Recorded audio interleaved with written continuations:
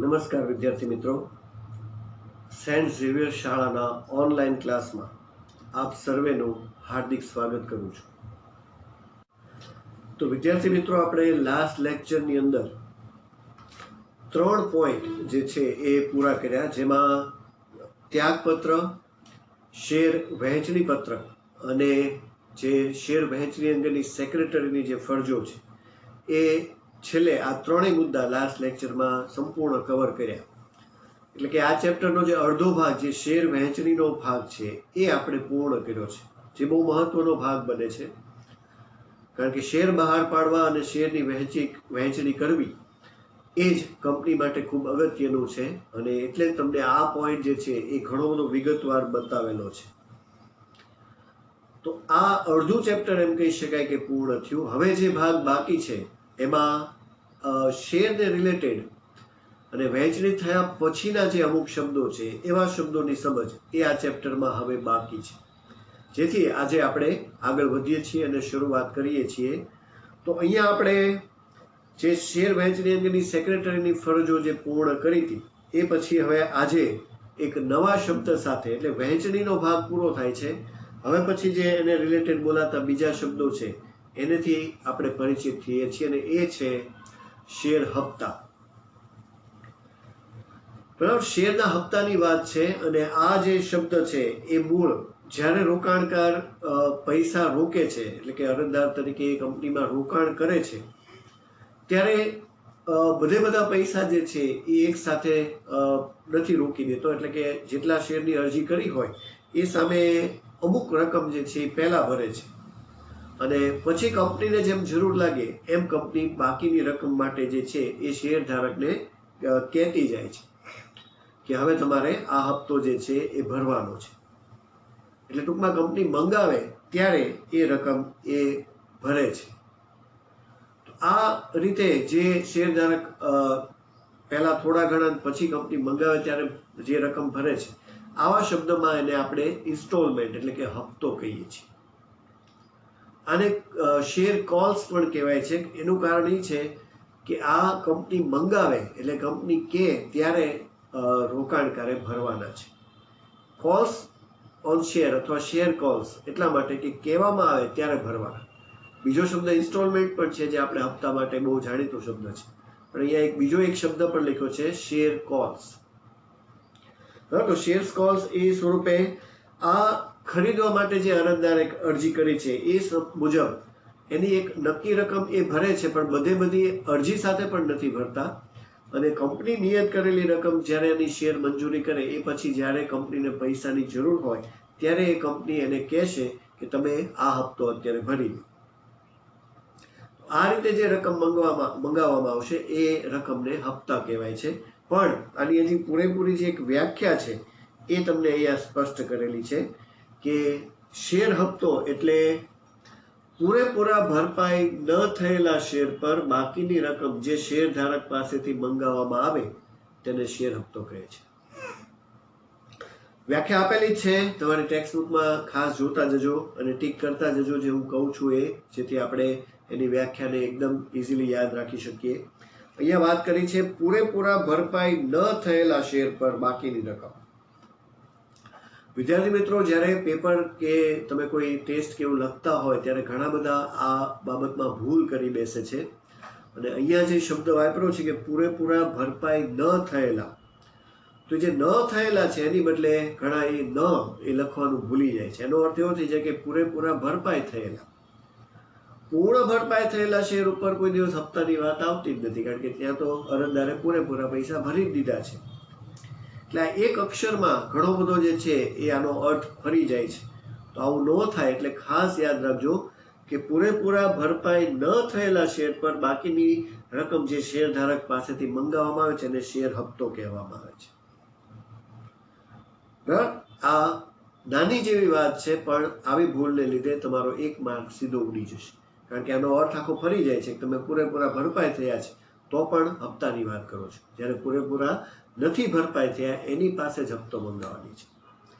આ સ્વરૂપે કંપની જ્યારે કહેશે ત્યારે શેરધારક આ હપ્તો ભરવા માટે બંધાયેલો છે. એ સ્વરૂપે અહીંયા વાત કરી છે, એની વ્યાખ્યા થઈ નિયત કરેલ રકમ ભર્યા બાદ બાકી રહેતી રકમ એ ચૂકવવા માટે શેરધારક બંધાયેલો છે. એટલે કે કંપનીએ જે હપ્તા આપ્યા છે એ મુજબ પહેલો હપ્તો એને ભર્યો, તો બાકીના જે કઈ હપ્તા છે એ ભરવા માટે એ શેરધારક કાયદેસર રીતે બંધાયેલો છે એવું કહી શકાય. એને ભરવા જ પડે છે. બરાબર, તો આ મુજબ આ રકમ એને ભરવી પડે એટલે કાયદેસર છે. જો એને આ રકમ જે ચૂકવવાની છે એ રકમ વ્યક્તિગત એની જવાબદારી હોય, એટલે વ્યક્તિગત એકલાય ખરીદ્યા હોય તો પણ હપ્તા ભરવાની એની જવાબદારી છે. અને જો એને સંયુક્ત રીતે, એટલે કે આપણને ખ્યાલ છે સંયુક્ત શેરધારક 2-3 જણાએ ભેગા થઈને લીધા, તો પણ એ બધાની જવાબદારી અહીંયા ઉદ્ભવે છે. એમણે આ રકમ કંપનીને જે રીતે પણ ખરીદી હોય, કંપની જ્યારે રકમ મંગાવે ત્યારે એ ચૂકવવાની એમની જવાબદારી બને છે, ઉદ્ભવે છે. બરાબર, આ ખાસ અહીંયા કે કાયદેસર રીતે બંધાયેલો છે, એ રકમ એને ભરવી જ પડે છે. વ્યક્તિગત હોય તો વ્યક્તિગત રીતે જવાબદારી છે, સંયુક્ત હોય તો સંયુક્ત જવાબદારી છે. પણ કંપની હપ્તો કે એટલે હપ્તો ભરવા માટે એ બંધાયેલો છે. બરાબર, તો આ રીતે જ્યારે કંપની કહેશે ત્યારે હપ્તો ભરવાની જે છે એની જવાબદારી છે. એ સ્વરૂપે આ વાત થઈ શેર હપ્તાની. શેર બહાર પાડે ત્યારે એક સાથે રકમ કંપની ન માગે, પણ અત્યારે પહેલા જે છે અમુક રકમ લે, પછી કે ત્યારે જે શેરધારકે ભરવા પડે એને હપ્તા કહેવાય છે. તો આ હપ્તાનો જે આખો પોઈન્ટ છે એને આપણે અત્યારે વિગતવાર સમજી રહ્યા છે. આની વ્યાખ્યા અને એની જે મહત્વની બાબતો જે તમને શરૂઆતમાં આપી છે એનીથી આપણે પરિચિત થયા. હવે કંપની આમાં પણ એક આખી કાર્યવાહી કરે છે, પણ આ કાર્યવાહી જોગવાઈઓને ધ્યાનમાં રાખીને કરવામાં આવે છે, જે છે કંપની ધારાની જોગવાઈઓ. શેર હપ્તા અંગે કંપની ધારામાં ઘણી બધી જોગવાઈઓ જે છે એ આપેલી છે, અને કંપનીના અધિકારીઓએ, સેક્રેટરીએ આ બધી જોગવાઈઓને ધ્યાનમાં લઈ અને આખી હપ્તાની જે છે એ કાર્યવિધિ પાર પાડવાની છે, એટલે કે પૂર્ણ કરવાની છે. આ ચેપ્ટરમાં 2-3 કાર્યવિધિ છે. એક તો આપણે આવી ગઈ શેર વહેંચણીની કાર્યવિધિ, હજી આની આવશે, હજી પણ બાકી છે. પણ આપણે અત્યારે પોઈન્ટ હપ્તાનો ચાલી રહ્યો છે, એટલે હપ્તાની કાર્યવિધિ સમજતા પહેલા કે એમાં કાંઈ ભૂલ ન થાય એટલા માટે પહેલા આ જોગવાઈઓ જે આપેલી છે એને એક પછી એક સમજીએ છીએ. તો અહીંયા વિવિધ જોગવાઈઓ શેર હપ્તા અંગેની કંપની માટે મુકાયેલી છે અને કંપની એનું પાલન કરવાનું છે, જેમાં એક પછી એક આપણે જોઈએ છીએ. પહેલી જે જોગવાઈ છે એ મુજબ શેર હપ્તા મંગાવવા અંગે નિયમન પત્રમાં જોગવાઈ હોવી જરૂરી છે. નિયમન પત્રમાં જોગવાઈ ને ધ્યાનમાં લઈ અને આ હપ્તો મંગાવવાનો છે. એટલે નિયમન પત્રમાં જો કંપની હપ્તો મંગાવવા માંગતી હોય તો પહેલા નિયમન પત્રની જોગવાઈ ધ્યાને લેવાની છે.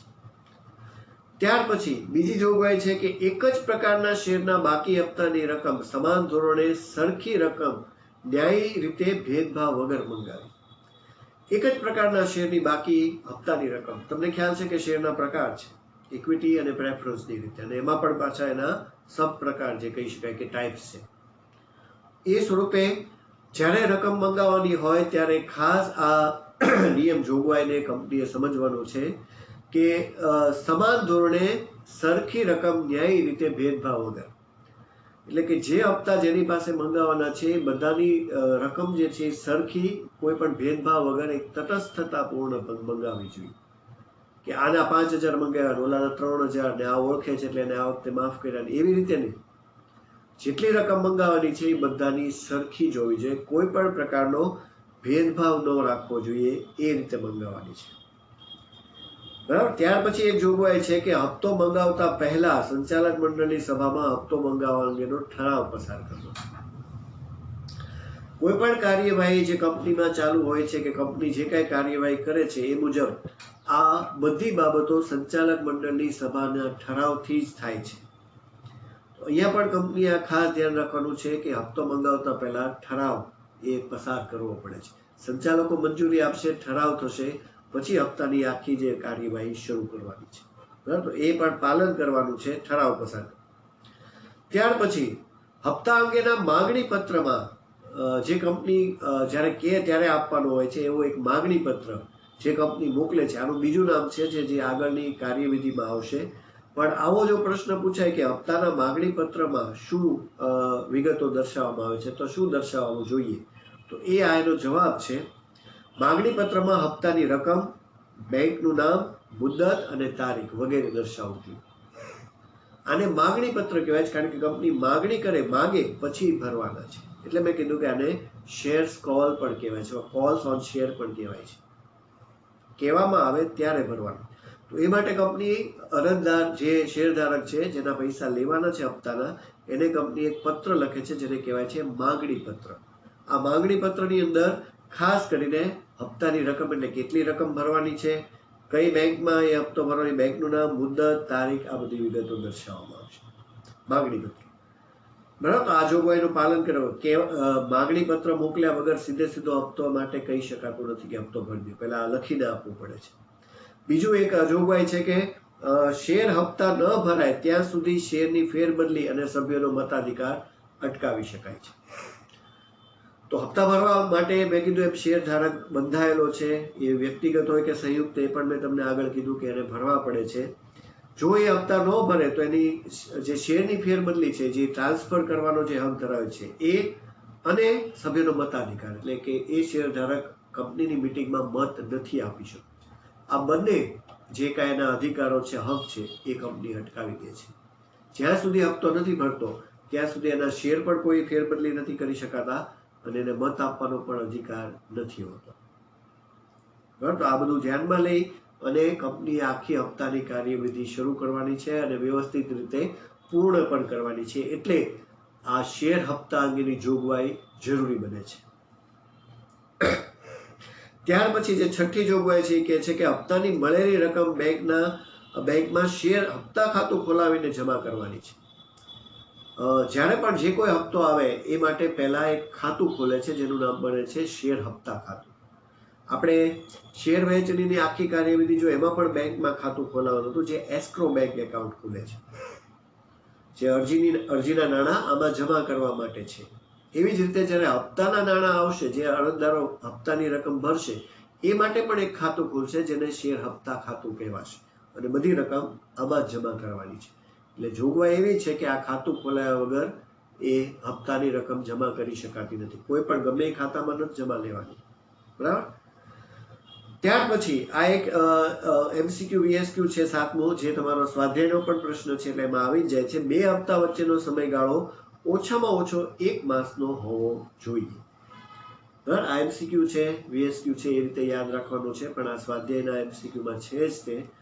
કોઈ પણ 2 હપ્તા મંગાવતી વખતે એનો સમયગાળો ઓછામાં ઓછા 1 માસનો, એટલે કે આજે એક હપ્તો મંગાવ્યો તો આજથી લઈને હવે 2 દિવસ પછી, 5 દિવસ પછી એમ બીજો હપ્તો ન મંગાવી શકાય. મિનિમમ 1 મહિનો એ તો મુદ્દત વચ્ચે જે છે ગેપ હોવો જોઈએ. એથી વધારે રાખી શકાય, પણ 1 મહિનામાં બીજી વાર જે છે પહેલા 1 મહિનાની અંદર બીજો હપ્તો નથી મંગાવી શકાતો. બરાબર. તો આ પણ એક જોગવાઈ છે, કંપનીએ ખાસ સમજવાની. અને છેલ્લી જોગવાઈ છે કે હપ્તો સમયસર ન ભરાય તો કંપની કાયદા અનુસાર નક્કી કરેલા દરે વ્યાજ વસૂલ કરી શકે છે. તમને જે તારીખ આપી હોય એ તારીખે જો તમે હપ્તો નથી ભરતા તો કંપની એના ઉપર વ્યાજ લેશે. સંચાલકોને યોગ્ય લાગે તો આ વ્યાજ અંશતઃ કે સંપૂર્ણ માફ કરી શકે. જો વ્યાજ માફી એ થઈ શકે છે, બધી વ્યાજને માફ કરી શકાય અથવા અંશતઃ, પણ અહીંયા એવું ક્યાંય નથી લખ્યું કે હપ્તો માફ થાય છે. બરાબર. એટલે હપ્તો ભરવા માટે એટલે જ મેં કીધું કે એ બંધાયેલા છે. તો વ્યાજ માફી જો એમને લાગે તો એ માફ કરી શકે છે, પણ જો તમે સમયસર હપ્તો નથી ભરતા તો વ્યાજ પણ હપ્તાનું એ તમારે ભરવું પડે છે, એટલે કે જે રોકાણકાર છે. બરાબર. તો આ રીતે 8 જોગવાઈઓ અલગ અલગ આપેલી છે. ફરીવાર આ બધા જે છે મોટા પ્રશ્નની રીતે જ તમને પૂછાઈ શકે. કંપની ધારાની જોગવાઈઓ 3 માર્ક, 4 માર્ક, આ તો 2 માર્કમાં પણ આવી શકે, અને બીજા નાના જે અમુક પ્રશ્નો છે તો હપ્તા અંગેની જોગવાઈ શેમાં હોવી જોઈએ? નિયમન પત્રમાં. બરાબર. આવી રીતે પણ માગણી પત્રમાં શું વિગતો હોય છે, 2 હપ્તા વચ્ચેનો સમયગાળો, વ્યાજ માફી કોણ કરી શકે છે, એ બધી બાબતો પણ એક પ્રશ્નની રીતે એ યાદ રાખવાની છે. બરાબર. તો આ થઈ આ ચેપ્ટરનો જે નવો પોઈન્ટ છે શેર હપ્તાનો, એની વાત. હવે આ બધી જોગવાઈઓને વ્યવસ્થિત રીતે સમજ્યા પછી, અને કંપની જો આ વ્યવસ્થિત રીતે જોગવાઈનું પાલન કરશે તો એને ધ્યાનમાં લઈને આખી કાર્યવિધિ જે છે એ પૂર્ણ થશે. જે તમારો નેક્સ્ટ પોઈન્ટ છે શેર હપ્તો મંગાવવાની કાર્યવિધિ કે વિધિ. પણ એ બધી જોગવાઈને નું પાલન કરીને, જેમ શેર વહેંચણીમાં કાયદેસરના નિયંત્રણો હતા જેને ધ્યાનમાં લેવા જરૂરી હતા, નહીંતર એ અનિયમિત બની જતી હતી. એમ અહીંયા પણ હપ્તાની જો જોગવાઈનું પાલન ન થાય તો આખો શેર હપ્તાની કાર્યવિધિ જે છે એ માન્ય ગણાશે નહીં. એ માટે આખી તમને કાર્યવિધિ આપેલી છે, જે કાનૂની જોગવાઈ અને નિયમન પત્રની જોગવાઈને અનુસરીને આ આખી કાર્યવાહી જે છે એ કંપની કરે છે અને જેની બાકી રકમ છે એની પાસેથી હપ્તો મંગાવી શકે છે. પણ આની માટે આ ચોક્કસ જે કાર્યવિધિ છે એનું પાલન થવું જોઈએ. તો આ કાર્યવિધિ તમને આપેલી છે. આપણે એક પછી એક એના પોઈન્ટને વિગતવાર સમજવાનો પ્રયત્ન કરીએ છીએ. શેર હપ્તા અંગેની કાર્યવિધિ, જેમાં પહેલો પોઈન્ટ છે સંચાલક મંડળ શેર હપ્તા અંગેનો ઠરાવ, એટલે જે સંચાલક મંડળની સભામાં ઠરાવ કરવામાં આવશે. તો હમણાં જોગવાઈમાં પણ આપણે જોયું એ જ પોઈન્ટ અહીંયા છે કે હપ્તા અંગેનો ઠરાવ કરવો જોઈએ. ટેક્સ્ટ બુકમાં ખાસ ધ્યાન આપજો. આપણે એક પછી એક પોઈન્ટને વિગતવાર સમજીએ છીએ. આ પોઈન્ટ એવું કે છે કે સંચાલક મંડળની સભામાં અહીંયા જ્યારે શેર હપ્તો મંગાવવાની વાત આવે ત્યારે સેક્રેટરી જે છે સંચાલક મંડળની એક સભા બોલાવશે અને સભામાં એવી રજૂઆત કરશે કે હવે હપ્તો કંપનીને પૈસાની જરૂર છે કે હપ્તાની જરૂર છે, એટલે આપણે જાણ કરવી જોઈએ. પણ એ જાણ સીધે સીધી નથી કરી શકતો, એટલે પહેલા એ સંચાલકોને પૂછે છે, એમની સભામાં એ નક્કી કરાવે છે અને ઠરાવ પસાર થાય છે. સંચાલકો પણ વાતચીત કરશે અને રજૂઆત કરી અને મંજૂરી આપશે, એટલે એ ઠરાવ બનશે, જે સંચાલક મંડળની સભાનો ઠરાવ થશે. બરાબર. આ ઠરાવની અંદર ખાસ કરીને શું ઉલ્લેખ કરવાનો હોય ઠરાવની અંદર કે શેર દીઠ હપ્તાની રકમ અને ભરવાની છેલ્લી તારીખ, બરાબર, આ ખાસ ઠરાવમાં જણાવવામાં આવે છે કે કેટલી રકમ, કારણ કે એ નક્કી કરવું પડે ને કે અત્યારે કેટલી રકમ હપ્તાની મંગાવી છે અને એની છેલ્લી તારીખ કઈ રાખવી છે. એ બધું આ ઠરાવમાં સંચાલક મંડળની સભા દ્વારા નક્કી થાય છે, સંચાલકો નક્કી કરે છે. એ સ્વરૂપે આ થયું હપ્તા અંગેનો ઠરાવ. એટલે કે સંચાલકોએ મંજૂરી આપી દીધી કે હવે હપ્તો ઉઘરાવવાનો છે, આ ઠરાવ થઈ ગયો. તો હવે કાર્યવિધિ આગળ વધે છે અને નેક્સ્ટ પોઈન્ટ તરફ જાય છે, જે આવે છે સભ્યપત્રક બંધ રાખો. બરાબર. નેક્સ્ટ પોઈન્ટ છે તમારો સભ્યપત્રક બંધ રાખો. સભ્યપત્રક વિશે હવે તમે પરિચિત છો, કારણ કે સભ્યપદનું ચેપ્ટર આપણે ચાલી ગયું છે, જેમાં સભ્યનું નામ હોય છે એ સભ્યપત્રક કહેવાય છે. આ પોઈન્ટ એવું કહે છે કે આ સભ્યપત્રક, આ જે આખી હપ્તો ઉઘરાવવાની જે કાર્યવિધિ જે શરૂ થઈ છે એ સમય દરમિયાન એવા લોકોની યાદી તૈયાર કરાય છે કે જે લોકોના હપ્તા બાકી છે અથવા અત્યારે ઉઘરાવાના છે. આને હપ્તાની નોટિસ તરીકે કહેવામાં આવશે. આ એક યાદી તૈયાર થાય છે. એ તૈયાર કરવા માટે બે પત્રક, સભ્યપત્રક અને ફેરબદલી પત્રક, આ બંને આ કાર્યવાહી અત્યારે કરવાની હોવાથી થોડા સમય માટે આ બંને પત્રકો બંધ રાખવામાં આવશે. એનું શું કારણ છે કે આ સમય દરમિયાન કોઈ પણ વ્યક્તિ પોતાના શેરની ફેરબદલી નથી કરી શકતા, કે કોઈ પણ પોતાના શેરને જો વેચી દે, ફેરબદલી કરી દે, તો એનો અર્થ એવો થયો કે સભ્યપત્રકમાં પણ નામ ઉમેરવાનું, ફેરબદલી પત્રકમાં નામ ઉમેરવાનું, આ બધી કાર્યવાહી ઘણી બધી લાંબી થઈ જાય, એટલે કોઈ નવાઈ ન ખરીદી શકે. એટલે પણ આ સમય દરમિયાન સભ્યપત્રક ને ફેરબદલી પત્રક બંધ જ રહે છે. એનો અર્થ એવો થયો કે કોઈ નવું નામ ઉમેરાશે નહીં, કોઈનું કાઢી પણ નહીં નાખવામાં આવે. એ થોડો સમય જ હોય છે. જેવી યાદી તૈયાર થાય એટલે પાછું સભ્યપત્રક ખુલી જાય છે. પણ એનો સમયગાળો છે જે તમને આપ્યો છે કે સભ્યપત્રક અને ફેરબદલી પત્રક બંધ રાખવાના છે, એની 7 દિવસ અગાઉ વર્તમાન પત્રમાં નોટિસ દ્વારા જાહેર જે છે એ લોકોને પણ જાણ થાય છે કે આ બંને પત્રકો બંધ રહેશે, કારણ કે અત્યારે હપ્તાની કાર્યવાહી ચાલુ કરવાની છે. તો એ પણ એક પ્રશ્નની રીતે MCQ BSQ ની રીતે રાખવાનું છે આપણે યાદ, કે સભ્યપત્રક અને ફેરબદલી પત્રક કેટલા દિવસ અગાઉ બંધ કરવામાં આવે છે, એની નોટિસ આપવામાં આવે છે. 7 દિવસ અગાઉ વર્તમાન પત્રમાં નોટિસ આપવામાં આવે છે, જણાવવામાં આવે છે કે આ આટલી તારીખથી બંધ રહેશે. 1 દિવસ 2 દિવસ જેટલે યાદી માટેનો સમય લાગે એ મુજબ એ બંધ રહેશે. આ સમય દરમિયાન આ બધી કાર્યવાહીમાં કંપનીએ ન કરવું પડે અને યાદી સરળતાથી તૈયાર થાય, એટલે આ પત્રકો બંધ રખાય છે. બરાબર. ત્યાર પછી આગળ વધીએ છીએ. હવે પછી જે પોઈન્ટ આવે છે એ છે હપ્તાની યાદી તૈયાર કરવી. જે આગળ કીધું કે એક યાદી બનાવવી પડે ને, કારણ કે ઓલા બે પત્રકો બંધ કરી દીધા એટલે હવે ઝડપથી જે લોકોના હપ્તા ઉઘરાવાના છે એવા કોણ છે જેમના હપ્તા અત્યારે ઉઘરાવવા પડશે, તો એની યાદી એ તૈયાર કરવામાં આવે છે. ને આ યાદીમાં સમાવાતી જે અમુક વિગતો છે એ તમને આપેલી જ છે. તો આ જે યાદી સેક્રેટરી તૈયાર કરે છે એને કોલ લિસ્ટ, શેર હપ્તાની યાદી કહેવાય છે. કોલ લિસ્ટ, આ શેર કોલ છે ને એટલે કીધું કે આને કોલ લિસ્ટ કહેવાય છે, કે કેશે એટલે હપ્તા ભરવાના છે. આ યાદીની અંદર કઈ વિગતોનો સમાવેશ થાય છે? તમને 6 પોઈન્ટ આપ્યા છે. સભ્યનું નામ સરનામું, એટલે કે જે સભ્યનો હપ્તો ઉઘરાવવાનો છે એનું નામ સરનામું. મંગાવેલ સામે છે શેરની સંખ્યા, સભ્યનું નામ સરનામું, શેરની સંખ્યા, કેટલા શેર એની પાસે છે. પછી મંગાવેલ હપ્તાની રકમ, હપ્તો કેટલો છે એ. અગાઉથી ચૂકવેલ હપ્તાની રકમ જો હોય તો, કદાચ એને અગાઉથી પણ ચૂકવ્યો હોય હપ્તો તો એ હોય તો એ પણ બતાવે છે. આ યાદીમાં તૈયાર કરાય છે. સભ્ય ચૂકવવાની થતી રકમ, અત્યારે ચૂકવવાની થતી કેટલી રકમ છે એ. હપ્તો ચૂકવવા માટેની નિયત તારીખ, કઈ તારીખે તમારે હપ્તો ચૂકવવાનો છે, આમાં એક તારીખ પણ આપવામાં આવે છે. તો આ બંને વસ્તુ, આ બધી બાબતોથી આખી જે છે એ યાદી જે છે એ તૈયાર થશે અને આના અનુસંધાને આને હપ્તાની યાદી કહેવામાં આવશે. આ પણ એક પ્રશ્ન છે કે હપ્તાની યાદીમાં કઈ વિગતોનો સમાવેશ થાય છે.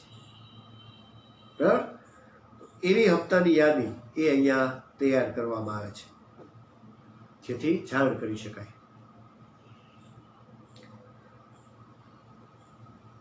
ત્યાર પછી આગળ વધીએ છીએ અને નેક્સ્ટ પોઈન્ટ તરફ જઈએ છીએ, જે છે બેંકમાં જાણ કરવી.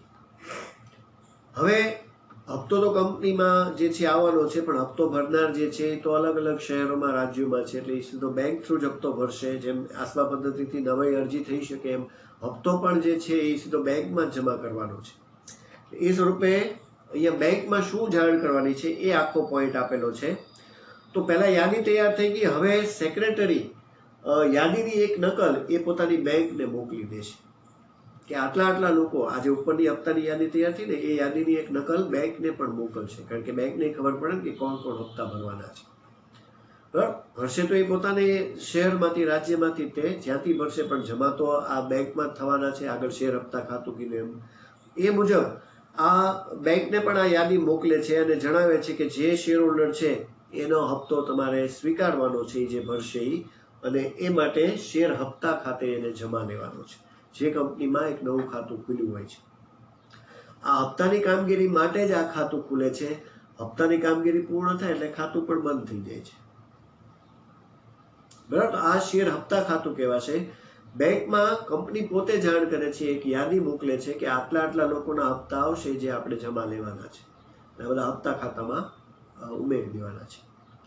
એ રીતે આ પોઈન્ટ છે બેંકમાં જાણ કરવાનો. હવે કંપનીએ બધી વ્યવસ્થા કરી લીધી આખી કાર્યવિધિની, કંપનીની હપ્તા ઉઘરાવવા માટેની. હવે આવે છે કે શેર ધારક, જેના હપ્તાની યાદી તૈયાર થઈ છે એવા લોકોને જાણ કરવી. એ છે હપ્તાની નોટિસ મોકલવી. બરાબર, આ પોઈન્ટ જુઓ, હપ્તાની નોટિસ, યાદી તૈયાર થઈ ગઈ એ પછી હવે લોકોને પણ જાણ કરવી પડે કે જેના હપ્તા બાકી છે. એ માટે કંપની એક નોટિસ મોકલશે જેને હપ્તાની નોટિસ કહેવાય. હપ્તાની નોટિસની અહીંયા વ્યાખ્યા ખાસ આપેલી છે, એ પણ એક માસની યાદ રાખવાની છે. હપ્તાની યાદી તૈયાર થયા પછી તેના આધારે દરેક સભ્યને હપ્તા ભરવા અંગેની જાણ કરતો પત્ર રજિસ્ટર્ડ પોસ્ટ દ્વારા મોકલવામાં આવે છે. આ પત્રને હપ્તાની નોટિસ કહેવાય છે. આ પત્રને હપ્તાની નોટિસ કહેવાય છે. જાણ કરે ને કંપની, જે ઉપર માગણી પત્ર શબ્દ મેં તમને જોગવાઈમાં કીધો ને, એ શબ્દ આ સાથે રિલેટેડ છે. કારણ કે માગણી પત્ર એટલે કંપનીએ માગણી કરી, એ હપ્તાની નોટિસ, એનો બીજો શબ્દ, મેઇન શબ્દ હપ્તાની નોટિસ છે, એને માગણી પત્ર પણ કહેવાય છે. આ જ બધી વિગત એમાં પણ કહેવામાં આવશે કે જેમાં કેટલી હપ્તાની રકમ છે, ઉપર જે યાદી મુજબ છે એ મુજબ હપ્તાની રકમ, કઈ બેંકમાં ભરવાની છે, કેટલી મુદત, કઈ તારીખ, એ બધું હપ્તાની નોટિસ પર રજિસ્ટર્ડ પોસ્ટથી એ મોકલાય છે. આ શબ્દને ખાસ વ્યાખ્યામાં લખવાનો છે. એક માર્કમાં પૂછાઈ શકે હપ્તાની નોટિસની વ્યાખ્યા આપો, અથવા એટલે શું, કે એનો અર્થ આપો વગેરે. બરાબર, તો રજિસ્ટર્ડ પોસ્ટ દ્વારા દરેક સભ્યને એક નોટિસ મોકલાય છે, જેના હપ્તા અત્યારે કંપનીએ લેવાના છે એવા દરેક શેરધારક. કે તમારે હપ્તો ભરવાનો છે, અને હપ્તાની નોટિસ કહેવાશે. તો આ હપ્તાની નોટિસ માટે આ નોટિસ ક્યારે મળી જવી જોઈએ? અહીંયા પણ પાછો બીજો એક MCQ VSQ ની રીતનો પ્રશ્ન છે કે આ નોટિસ કેટલા સમય અગાઉ મળવી જોઈએ? તો કે મુદ્દત અગાઉ 14 દિવસ પહેલા આ નોટિસ મળી જવી જોઈએ. એ રીતે મોકલી દેવાની વ્યવસ્થા કરવાની છે. બરાબર? એટલે કે હપ્તામાં નોટિસમાં તારીખ હોય છે કે આ તમારે આ તારીખે હપ્તો ભરવાનો છે, એ તમારી છેલ્લી કહો કે એ તારીખ અથવા એ પહેલા ભરી દેવાનું છે ટૂંકમાં. પણ એ જે છેલ્લી તારીખ છે, આગળ કીધું કે એક તારીખ આપવામાં આવે છે સભામાં ઠરાવ કરીએ ત્યારે, એની અંદર જે એક તારીખ આપી છે એ તારીખે સુધીમાં તો તમારે હપ્તો ભરી જ દેવાનો છે, એ છેલ્લી તારીખ છે. પણ આ નોટિસ જે મોકલવામાં આવે છે, જે લોકોએ હપ્તા ભરવા, એને ઘરે જ આ નોટિસ આવે છે અને એ 14 દિવસ અગાઉ મળી જાય એ રીતે વહેલી મોકલી દેવામાં આવે છે. એટલે કે 2 સપ્તાહ, પણ આપણે 14 દિવસ જ યાદ રાખવાનું. હપ્તાની નોટિસમાં 2 શોર્ટ ક્વેશ્ચન્સ આવી જાય છે MCQ ની રીતે, VSQ ની રીતે. એક હપ્તાની નોટિસ અને એ કેટલા દિવસ અગાઉ મોકલવાની છે. જુઓ, કાર્યવિધિમાંથી પણ પ્રશ્નો જે છે, આખી કાર્યવિધિ તો પૂછાતી જ હોય, પણ આવી રીતે નાનો નાનો પ્રશ્ન પણ આપણે યાદ રાખવાના છે. એટલે મેં તમને પહેલા જ કીધું છે વિદ્યાર્થી મિત્રો કે આ ચેપ્ટર MCQ VSQ ની રીતે ઘણા બધા પ્રશ્નો આવે છે, લઈને આવે છે. બરાબર? તો આને ખાસ આ રીતે યાદ રાખીએ. હવે નોટિસ માટે જાણ થઈ ગઈ, 14 દિવસ પહેલા મોકલાઈ ગઈ. હવે શેરધારકને ખબર પડી ગઈ કે મારે જે છે એ હપ્તો ભરવાનો છે, કારણ કે કંપનીએ નોટિસ મોકલી દીધી. એટલે હવે એ શેર હપ્તાની ચૂકવણી કરશે. ચૂકવણી કોણ કરે? જેના હપ્તા કંપનીએ કીધા છે કે ભાઈ તમારે હપ્તો ભરવાનો છે. એ શેરધારકને જ્યારે હપ્તાપત્ર જે મળ્યું, જે તારીખથી 14 દિવસ અગાઉ, એને ખબર પડી ગઈ કે મારે હવે આ છેલ્લી તારીખ છે, એ પહેલા અથવા એ તારીખ સુધીમાં પૈસા ભરી દેવાના છે. એ સ્વરૂપે હપ્તાની રકમ ચૂકવવા માટે પોતાની બેંકમાં જશે. બરાબર? બેંકમાં જશે એટલે બેંક ની પાસે તો એક યાદી છે જ તે. એ શું કરશે? તો કે જે ઓલા હપ્તો ભર્યો છે એ હપ્તો પોતે લઈ લેશે બેંક, અને એ વ્યક્તિને નોટિસ અને રસીદ શેર હોલ્ડરને પરત કરશે. જોઈ લેશે કે આ જો યાદીમાં છે, આમાં હપ્તો ભર્યો છે, આ વ્યક્તિ આટલો હપ્તો ભર્યો, હવે એને એક રસીદ આપવી પડે. એ રસીદ અને નોટિસ એ રીતે એને પાછું આપશે બેંક, અને ખાતામાં પૈસા જમા લઈ લેશે. બરાબર? સાથે અહીંયા કંપની ની બેંક જે લોકોના હપ્તા આવ્યા છે એ માટે કોકે 2 દિવસ અગાઉ ભર્યો, માની લો કે છેલ્લી તારીખ આજની છે, કોકે 2 દિવસ પહેલા ભર્યો, એ રીતે અલગ અલગ દિવસોમાં ભર્યા. તો એ બધા માટે કંપનીની બેંક એક યાદી બનાવે છે, જેનું નામ આપે છે ભરણા ચિઠ્ઠી. આને ભરણા ચિઠ્ઠી કહેવાય, કારણ કે આ ભરણું ભરાય છે ને, જેમ શેર વહેંચણીમાં ભરણું હતું એમ આ જ રીતે આ પણ કંપનીમાં પૈસા આવે જ છે, એટલે એને પણ ભરણું જ કહેવાય છે. પણ જેમ કંપની યાદી બનાવે છે એમ આ બેંક પણ એક ચિઠ્ઠી બનાવે છે, જેને ભરણા ચિઠ્ઠી નામ આપેલું છે. રસીદ અને નોટિસ જે છે એ જ્યારે શેર હોલ્ડર બતાવે ત્યારે એને પરત કરે છે. પણ જેટલા લોકોએ છેલ્લી તારીખ સુધીમાં હપ્તા ભર્યા એ બધાની એક યાદી બેંક પણ બનાવે છે, ને એને ભરણા ચિઠ્ઠી, કે છેલ્લા દિવસે જેટલા પૈસા આવી ગયા એ બધી યાદી તૈયાર કરી ભરણા ચિઠ્ઠીમાં બધાના નામ લખી અને કંપનીને એક સાથે બધું મોકલાવી દે છે કે ભાઈ આજે તમે છેલ્લી તારીખ કીધી હતી, આજના દિવસ સુધીમાં આટલા પૈસા આવી ગયા છે. એ શબ્દ છે ભરણા ચિઠ્ઠી, જે બેંક કંપનીને મોકલે છે. ઓલાને તો રસીદ આપી દીધી કે એના પૈસા ભરાઈ ગયા, એટલે રસીદ એને જાળવી રાખવાની છે, કારણ કે એની માટે બહુ અગત્યની રહે છે. બરાબર? પોતે પૈસા ભર્યા એનું એક પ્રૂફ પણ છે. પણ બેંક કંપનીને જાણ કરે છે કે તમે જે છેલ્લી તારીખ સુધીમાં પૈસાનું કીધું તો એમાં ભરણા ચિઠ્ઠીમાં અમારી પાસે આટલા નામ છે, જે આટલા લોકોએ પૈસા ભર્યા છે. હવે જુઓ, કાર્યવિધિ આમ તો હપ્તાની તારીખ પૂરી થઈ એટલે ભરણા ચિઠ્ઠી બેંકે મોકલી દીધી, એટલે કાર્યવિધિ પૂર્ણતાને આરે છે. હવે છેલ્લો જે પોઈન્ટ રહે છે એ છે હપ્તા પત્રકમાં એક નોંધ કરવી. અહીંયા એક હપ્તા પત્રક, જો દર વખતે રજીસ્ટર બધા અલગ અલગ કાર્યવાહી માટે અલગ અલગ બને છે, એટલે બધાના નામ અલગ છે. જો ફેરબદલી માટે ફેરબદલી પત્રક હોય, વહેંચણી માટે વહેંચણી પત્રક હોય, હપ્તા માટે હપ્તા પત્રક હોય, સભ્ય માટે સભ્ય પત્રક હોય, આવી રીતે અલગ અલગ પત્રકો હોય છે. અહીંયા આ જે છે એમાં હપ્તા પત્રકમાં શું નોંધ કરવાની છે? તો કે જે ભરણા ચિઠ્ઠી બેંક એ કંપનીને આપી છે એના આધારે હપ્તા પત્રકમાં નોંધ થશે કે આજે છેલ્લી તારીખ વહી ગઈ અને માગવા છતાં પણ અમુક લોકોએ જે છે એ હપ્તા નથી ભર્યા, અથવા કેટલાય હપ્તા ભર્યા. આપણે એઝ્યુમ કરીએ કે 10 જણા એવા હતા કે જેનો હપ્તો લેવાનો હતો. હવે 10 માંથી ભરણા ચીઠ્ઠી જે બેંકે મોકલી એમાં 10 માંથી 8 જણાના નામ આવ્યા, એટલે બધાએ ભરી દીધા. બાકી હવે એવા રહ્યા 2 જણા કે જેણે હજી સુધી આ છેલ્લી તારીખ વહી ગઈ છતાં પણ હપ્તો તો ભર્યો નહીં. તો હવે સેક્રેટરી શું કરશે કે હપ્તા પત્રકમાં એક નોંધ કરશે કે આટલા લોકોના હપ્તા ભરાઈ ગયા, હવે આમાં આ 2 જણાના બાકી છે. એ બંનેની યાદી સેક્રેટરી સંચાલક મંડળની સભામાં પાછી એક રજૂ કરશે કે માંગવા છતાં પણ આ લોકોએ હપ્તા નથી ભર્યા. તો સંચાલક મંડળ સમક્ષ રજૂ કરશે અને સંચાલક મંડળ હવે આગળની કાર્યવાહીમાં જવા માટે એ એમને જાણ કરશે કે હવે આગળ શું થઈ શકે. આ રીતે હપ્તાની કાર્યવાહી છેલ્લા દિવસ પછી પૂર્ણ થશે. બરાબર, તો જે માંગવા છતાં પણ હપ્તા નથી ભર્યા એનું શું કરવું એ માટે પછી આગળની કાર્યવાહીમાં પોઈન્ટ વધશે. હવે આપણે આ કાર્યવાહી પૂર્ણ કરી એટલે હું તમને શબ્દ કહી દઉં કે એ થશે શેર જપ્તીનો પોઈન્ટ, જે તમારો એક પોઈન્ટ પછી છે. બરાબર, ટૂંકમાં જેને બાકી હપ્તા છે એવા લોકોની યાદી સંચાલક મંડળ સમક્ષ રજૂ થશે કે જેને માંગવા છતાં પણ હપ્તા નહોતા ભર્યા. ઓલી તો હપ્તાની યાદી પહેલા કે જેનો હપ્તો ઉઘરાવવાનો હતો, પણ આ 10 માંથી 8 ભરી દીધા અને 2 ન ભર્યા. એવા જે બાકી હપ્તાની યાદી છે એ સંચાલક મંડળ સમક્ષ સેક્રેટરી રજૂ કરશે અને પછી આગળની કાર્યવાહી શું કહેશે એ માટે એને જણાવવા માટે કહેશે અને એ સંચાલકો નિર્ણય લેશે. બરાબર, તો અહીંયા આખી કાર્યવાહી પૂર્ણ થાય છે. 3 અને 4 માર્કમાં આ પ્રશ્ન આવે છે. શેર હપ્તાની કાર્યવિધિ લખો. બરાબર, તો આમ 7 મુદ્દા છે, પણ 4 માર્કમાં તમને 4 મુદ્દાની રીતે પૂછાઈ શકે અને બાકી મેં આમાંથી ઘણા બધા તમને નાના નાના પ્રશ્નો તો કીધા જ. એ રીતે પણ આખી કાર્યવાહી ખૂબ અગત્યની બની રહેશે. બરાબર વિદ્યાર્થી મિત્રો, તો આ શેર હપ્તાનો પોઈન્ટ આપણે અહીંયા આજે શરૂ કર્યો છે. આપણે એનો અર્થ, એની જે જોગવાઈઓ છે અને એની જે કાર્યવિધિ છે એટલા પોઈન્ટ સુધી અત્યારે વાત કરી છે. પછી હજી સેક્રેટરીની ફરજો એ બાકી રહે છે આ પોઈન્ટમાં, અને આગળના શબ્દો આ ચેપ્ટરમાં જે છે એ તે આપણે નેક્સ્ટ બધા લેક્ચરમાં આગળ વધશું. પણ અત્યારે આ લેક્ચર જે છે એ અહીંયા અટકાવીએ છીએ. તમારે લોકોએ હોમવર્કમાં આપણો જે આગલા લેક્ચરમાં જે પોઈન્ટ પૂરો થયો ત્યાગપત્ર અને શેર વહેંચણી પત્ર 2, ઓલું સેક્રેટરીની ફરજ જે છે એ નથી લખવું, કારણ કે એ તો તમે કાર્યવિધિ યાદ હોય તો એ તમે રાખી શકશો.